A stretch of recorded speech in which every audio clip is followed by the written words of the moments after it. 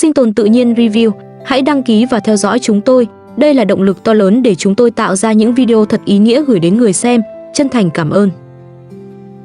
Hôm nay, nhiếp ảnh gia vẫn đến nhà Sakina như mọi khi. Mùa hè ở vùng núi Zagros đang vào những ngày khắc nghiệt nhất. Nắng phủ kín khoảng sân từ rất sớm. Mặt đất nóng rát. Gió khô thổi qua những bức tường cũ, mang theo hơi nóng khiến căn nhà nhỏ càng trở nên ngột ngạt. Trong căn nhà ấy, Hakan vẫn chưa khỏi bệnh hẳn. Cậu bé đã đỡ hơn những ngày trước, nhưng cơ thể nhỏ bé vẫn còn yếu. Vì vậy, Sakina không dám chủ quan. Cô pha sữa cho con, rồi cẩn thận cho thuốc vào trong sữa, để Hakan có thể uống dễ hơn. Trẻ con thường không thích mùi thuốc. Có khi chỉ một thìa thuốc nhỏ cũng khiến các con nhăn mặt, quay đi hoặc không chịu uống. Bởi vậy, Sakina chỉ còn cách hòa thuốc vào sữa. Cô mong Hakan uống được nhiều hơn một chút, mau khỏe hơn một chút, để cậu bé lại có thể bò khắp nhà, lại có thể chơi đùa ngoài sân, mà không khiến mẹ phải thấp thỏm lo lắng. Một lúc sau, Sakina lại nghĩ đến mảnh đất mới. Căn nhà tương lai của mẹ con cô vẫn chưa bắt đầu xây dựng. Phía ngoài sân, bức tường nằm giữa phần đất cũ và phần đất mới, vẫn là điều khiến Sakina băn khoăn. Cô quay sang hỏi nhiếp ảnh gia, tôi cũng chưa biết có nên phá bức tường ở giữa hay không. Anh thấy sao? Đó không phải chỉ là chuyện phá một bức tường. Nếu làm sai, mẹ con Sakina có thể phải tốn thêm tiền để sửa. Nếu xây không đúng ranh giới, sau này lại có thể gặp những vấn đề pháp lý không đáng có. Nhiếp ảnh gia nhìn lại khoảng đất rồi nói, tôi nghĩ cuối cùng chúng ta vẫn nên phá bức tường ở giữa đi. Các công trình phụ sẽ cách khu đất cũ và khu đất mới vài mét. Sakina nghe vậy cũng gật đầu. Cô nói rằng mọi thứ phải được xây đúng như những gì đã ghi trong sổ, không được tùy tiện lấn sang chỗ khác. Bởi Sakina đã trải qua quá nhiều mệt mỏi vì chuyện đất đai. Cô không muốn sau này, khi căn nhà đã xây lên, lại phải đối diện với thêm một tranh chấp khác. Sakina nói, chúng ta nên xây đúng với những gì ghi trên sổ, để tránh việc liên quan đến pháp lý về sau. Có lẽ lần này, cô muốn mọi thứ rõ ràng. Bởi ngôi nhà mới không chỉ là nơi để ở, mà còn là hy vọng để Sakina và các con thoát khỏi cảm giác bất an đã theo họ quá lâu. Sau đó, Sakina quay lại căn bếp nhỏ để chuẩn bị bữa trưa. Hôm nay, cô muốn làm món gà nướng. Một bữa ăn đơn giản cho cô, Hakan và nhiếp ảnh gia.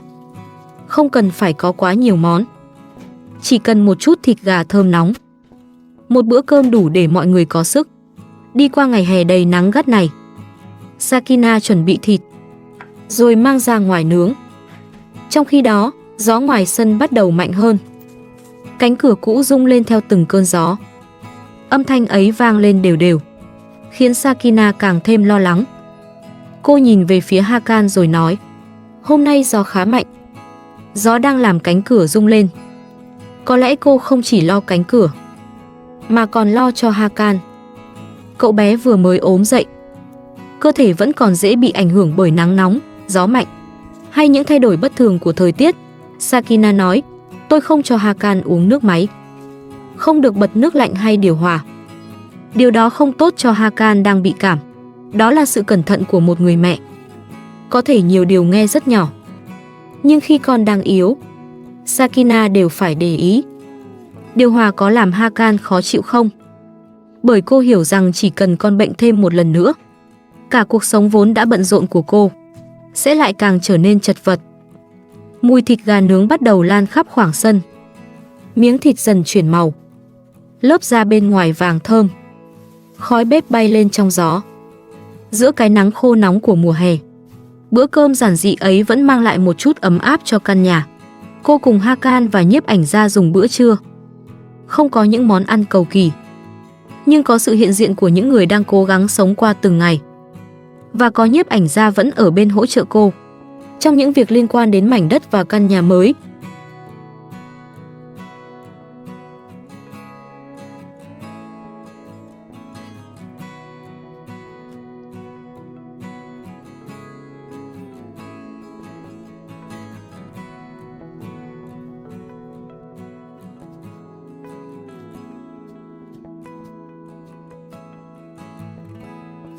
Ăn xong, Sakina không nghỉ ngơi lâu.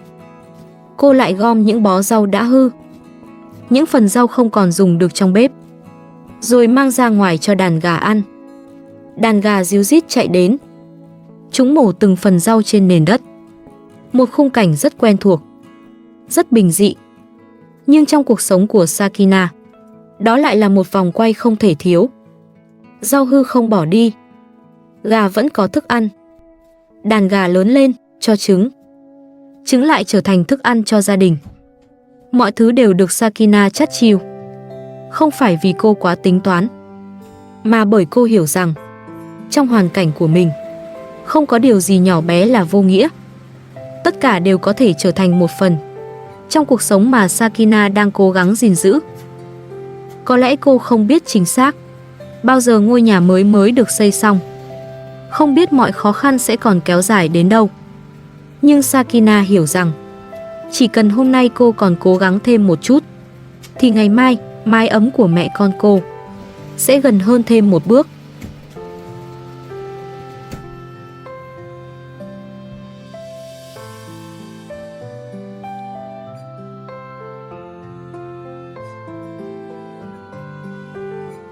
Một lúc sau, Sakina lấy điện thoại ra rồi gọi cho Ali.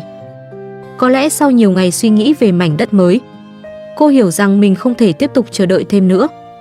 Muốn xây nhà, trước hết phải có cát và phải chuẩn bị từng phần thật cẩn thận, bởi Sakina không có nhiều tiền. Cô nói với Ali, anh cho tôi xin số điện thoại của người xe tải chở cát nhé. Ali nghe vậy liền hỏi, cô cần cát à? Sakina đáp rằng cô đang cần chuẩn bị cho mảnh đất. Ali liền nói, để tôi đặt giúp. Người quen của tôi, nếu tôi đặt thì có thể lấy được giá xỉ. Có lẽ Ali hiểu rất rõ hoàn cảnh của Sakina. Anh biết cô đang cố gắng xây một mái nhà mới cho các con, biết rằng từng khoản tiền nhỏ đều rất quan trọng.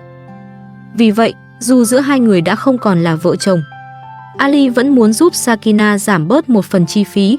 Sakina nói, tiền xe tính cùng tiền cát luôn nhé. Ali đáp, được, tôi sẽ đặt đúng loại cát cô cần. Cuộc nói chuyện không kéo dài quá lâu, không có những lời nhắc lại quá khứ. Chỉ là hai người từng gắn bó, giờ vẫn còn chung một nỗi lo cho Hakan, và vẫn hiểu rằng Sakina cần một nơi ở ổn định. Sakina cảm ơn Ali, rồi cả hai cúp máy. Một cuộc gọi ngắn, nhưng có lẽ đã giúp kế hoạch xây nhà của Sakina tiến thêm một bước nhỏ. Sau đó, Sakina cùng nhiếp ảnh gia đi ra ngoài mảnh đất mới. Khoảng đất ấy vẫn còn trống, có những phần đất đá vẫn chưa được xử lý hoàn toàn. Sakina đứng nhìn một lúc, rồi nói, chúng ta đi đào một hố để đổ cát đi. Cát phải có chỗ để tập kết, không thể đổ bừa ở lối đi, cũng không thể để nó cản trở phần đất sẽ dùng để xây nhà sau này. Sakina nhìn quanh khu đất, rồi nhắc đến những tổ chim sẻ ngày càng nhiều. Cô nói rằng vì chim làm tổ nhiều quanh nhà, nên cô càng lo những con vật như rắn có thể xuất hiện gần hơn. Có lẽ đó là nỗi sợ đã theo Sakina từ lâu. Sống ở nơi gần vườn tược, đất trống và nhiều bụi cây, cô luôn phải để ý từng góc nhỏ. Bởi chỉ một con rắn, một con bọ cạp hay một con rết xuất hiện trong nhà cũng đủ khiến một người mẹ phải mất ngủ. Sakina nói, chúng ta sẽ đổ cát ở giữa khu đất. Chúng ta cần mua rất nhiều gạch. Nhiếp ảnh gia nhìn lại phần đất, rồi hỏi, bức tường sẽ cao bao nhiêu? Sakina đáp, 2,5 mét. Trước tiên tôi phải làm sân xung quanh ngôi nhà. Một bức tường cao 2,5 mét, không chỉ để phân chia ranh giới, và quan trọng nhất, đó là cách Sakina tạo ra một khoảng riêng tư cho cuộc sống của mẹ con mình. Một nơi mà không ai có thể dễ dàng bước vào, không ai có thể tùy tiện đe dọa, không ai có thể khiến cô cảm thấy mình không có quyền được sống yên ổn trên chính mảnh đất của mình. Một lúc sau, Sakina đưa Hakan vào nhà. Cậu bé vẫn còn nhỏ. Dù đã khỏe hơn, nhưng cơ thể Hakan vẫn cần được nghỉ ngơi nhiều hơn sau những ngày bị cảm. Sakina du con trai ngủ. Cô ngồi cạnh con một lúc, đợi đến khi Hakan chìm vào giấc ngủ thật sâu. Có lẽ với Sakina, nhìn Hakan ngủ yên luôn là một khoảnh khắc khiến lòng cô dịu lại. Bởi khi con ngủ, cô mới có thể tạm gác nỗi lo.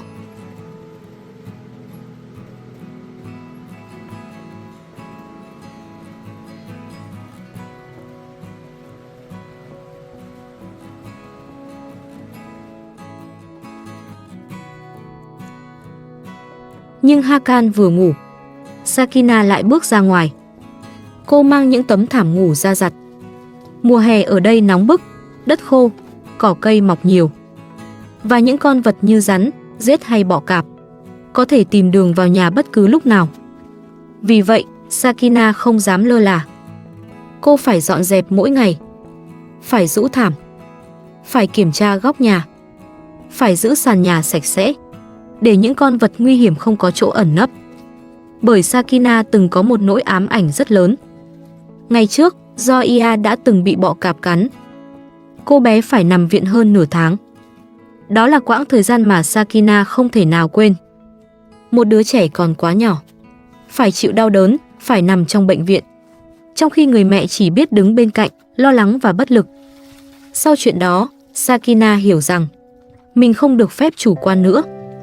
Cô phải dọn nhà, không phải vì cô thích làm việc không ngừng, mà vì cô sợ chỉ một phút sơ suất cũng có thể khiến các con gặp nguy hiểm. Sakina có thể chịu khổ vì bản thân, nhưng cô không thể chịu được chuyện các con bị tổn thương. Vì vậy, cô sẵn sàng làm mọi thứ, sẵn sàng hy sinh thời gian, sức lực và cả những giấc ngủ ít ỏi của mình, chỉ để Hakan và các con được an toàn hơn. Sau khi giặt thảm xong, Sakina lại bước ra khu vườn nhỏ. Cô mang nước tưới cho những luống rau, những cây ớt, cây bí và những phần đất vẫn đang cố gắng xanh lên giữa mùa hè khô nóng. Vừa tưới cây, Sakina vừa nói với nhiếp ảnh gia: "Ớt phát triển đẹp quá. Những cây ớt trông thật đẹp." Có lẽ giữa rất nhiều nỗi lo, nhìn thấy một cây ớt lớn lên khỏe mạnh cũng đủ khiến Sakina vui hơn một chút. Đó là thành quả của những ngày cô tưới nước, những lần cúi xuống nhổ cỏ, những buổi trưa nắng gắt vẫn không quên mang vòi nước ra vườn. Sakina chỉ vào một quả bí rồi nói: "Quả bí này rất khỏe. Lại đây xem nào." Nhưng ngay sau đó, cô lại nhìn về phía đàn gà. Sakina nói: "Tôi sẽ cho gà ăn vỏ bí. Chúng đói lắm. Dù tôi đã cho gà ăn hết mọi thứ rồi." Đàn gà vẫn luôn là một phần nhỏ nhưng rất quan trọng trong cuộc sống của Sakina. Và mỗi ngày, Sakina vẫn phải tính xem cho gà ăn gì, làm sao để không lãng phí những phần rau củ còn lại. Vỏ bí có thể không dùng được cho người, nhưng với đàn gà, đó lại là một bữa ăn. Cuộc sống của Sakina là như thế. Và từng điều nhỏ bé ấy đều góp phần giữ cho căn nhà không bị thiếu thốn hơn. Một lúc sau, Sakina quay trở vào nhà. Cô mở tủ lạnh, lấy ra một quả bí đã để sẵn từ trước. Rồi Sakina quay sang nói với nhiếp ảnh gia: "Quả bí này ngọt lắm." Có lẽ cô muốn chia sẻ một chút niềm vui nhỏ. Chỉ là một quả bí ngọt được lấy từ tủ lạnh, một món ăn giản dị trong căn nhà nhỏ. Sakina mời nhiếp ảnh gia ăn cùng mình. Giữa căn nhà còn nhiều việc phải lo, giữa mảnh đất vẫn chưa bắt đầu xây dựng, giữa những tấm thảm vừa được giặt ngoài sân, một quả bí ngọt cũng trở thành một khoảnh khắc dễ chịu. Có lẽ cuộc sống của Sakina vẫn chưa thể bình yên. Lo cho Hakan, giữ nhà sạch sẽ để tránh những con vật nguy hiểm. Nhưng Sakina vẫn không ngừng cố gắng, vẫn nghĩ cách xây căn nhà mới bằng từng bao cát, từng viên gạch. Bởi với Sakina, ngôi nhà mới không chỉ là một công trình. Đó là nơi cô muốn các con được lớn lên an toàn, là nơi các con có thể trở về, là nơi Hakan có thể chạy chơi ngoài sân mà không phải sợ hãi, và là nơi Sakina có thể đặt xuống những nỗi lo mà cô đã phải mang theo quá lâu trong cuộc đời mình.